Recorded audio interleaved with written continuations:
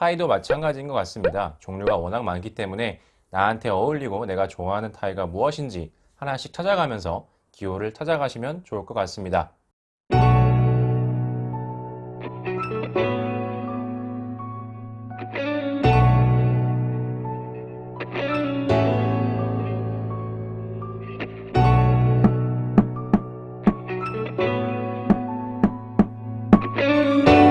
안녕하세요, 마린스투입니다. 오늘은 저의 소중한 구독자분께서 질문 주신 넥타이에 대해서 알아보겠습니다.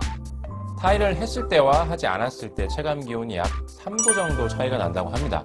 그래서 지금처럼 날씨가 더워질 때는 사무실에서도 노타이를 지향하는 회사들이 많은데요. 이 넥타이 도대체 왜 하는 걸까요?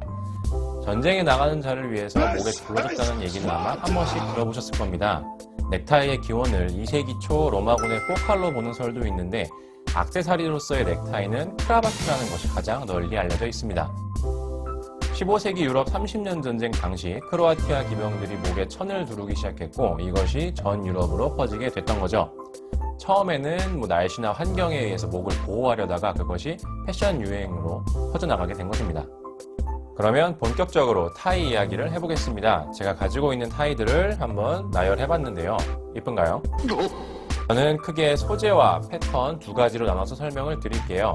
소재는 많이 쓰이는 것들이 실크, 울, 니트 정도가 있고 패턴에는 솔리드, 레지멘탈, 도트, 페이즐리 정도가 있습니다.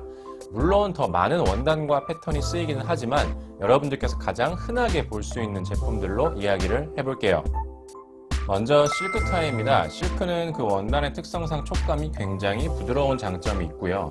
실제로 봤을 때는 약간의 광택도 들어가 있어서 굉장히 고급스러운 느낌을 연출합니다.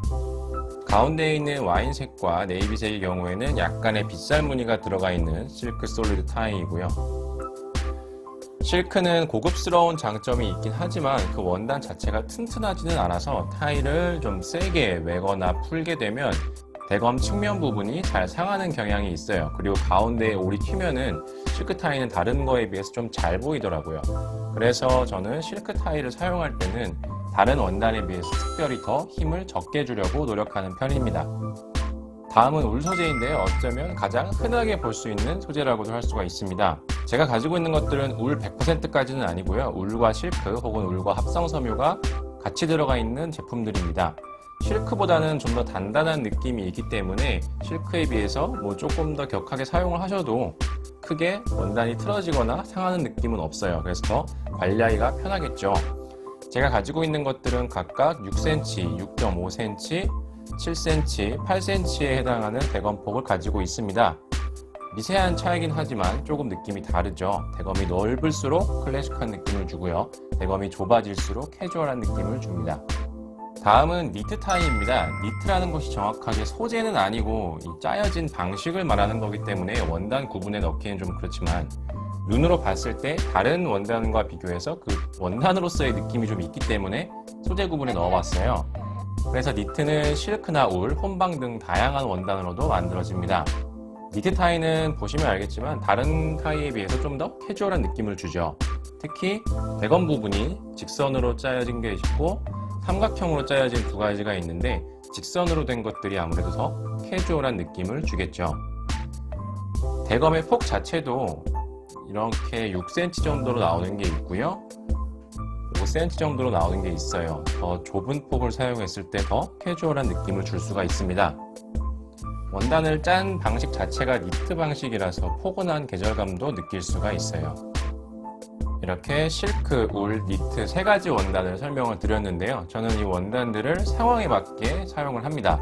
평상시에는 울이 들어가 있는 타이를 노멀하게 착용을 하고요. 조금 신경 쓸 필요가 있을 땐 아무래도 고급스러운 실크 타이를 이용을 합니다. 그리고 캐주얼한 느낌을 줘야 될 땐 당연히 니트 타이를 사용할 수가 있겠죠. 제가 일부러 원단의 느낌을 비교하시라고 비슷한 색상의 타이를 가져와 봤습니다. 울이 함유된 솔리드고요. 실크 솔리드, 니트 솔리드입니다.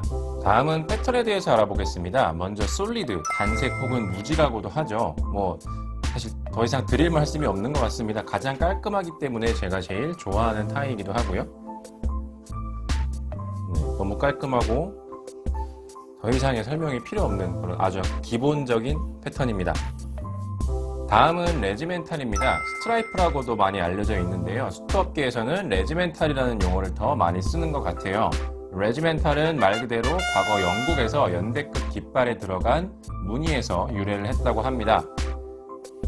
실제로 레지멘탈 타일을 보시면 줄과 줄 사이에 그런 알 수 없지만 뭔가 좀 이쁘고 멋있는 문양이 들어가 있는 제품들도 많이 보실 수가 있어요. 그것들이 아마 정말 전통적인 의미의 레지멘탈이겠죠? 레지멘탈과 약간 비슷하지만 다른 느낌으로 블럭 스트라이프라고 하는 제품도 있습니다. 제가 1편에서 말씀을 드렸던 적이 있는데요. 저는 이렇게 폭이 좁은 레지멘탈보다 폭이 넓은 블럭 스트라이프를 개인적으로 더 선호합니다. 블록처럼 넓은 면적의 배색이 들어가 있기 때문에 타이의 색상을 더 잘 드러내주는 느낌이 있어요. 그래서 톤온톤 코디를 하거나 뭔가 색상에 포인트를 주고 싶을 때 아주 활용을 잘 할 수가 있습니다. 다음은 도트 패턴입니다. 흔히 땡땡이로 알려져 있죠. 조금은 귀여운 느낌을 주기 때문에 저는 개인적으로 선호하지 않습니다만, 그래서 가지고 있는 것도 세 종류밖에 되지 않습니다. 여기 보시는 것은 실크와 울 혼방인데요. 갈색 바탕에 하늘색으로 발자국이 찍혀 있어요. 도트에 정확하게 맞는지 모르겠지만 멀리서 봤을 때 느낌 자체가 도트 패턴이기 때문에 가지고 와봤고요. 똑같이 브라운 색상에 흰색과 금색 도트가 찍혀 있습니다. 그 중에 가장 선호하는 거는 이건데요. 보이시나요? 녹색 바탕에 빨간색으로 강아지가 촘촘히 박혀 있습니다. 멀리서 봤을 때는 도트의 느낌을 주고요. 가까이서 보게 되면 강아지가 한 마리씩 들어가 있어요. 귀여운 느낌을 주지만 빨간 색상이기 때문에 사실 자주 하기에는 좀 그렇고요. 정말로 넥타이에 포인트를 주고 싶을 때 가끔 하는 타이입니다. 어떻게 보면 크리스마스를 연상시키는 색깔이기도 하죠.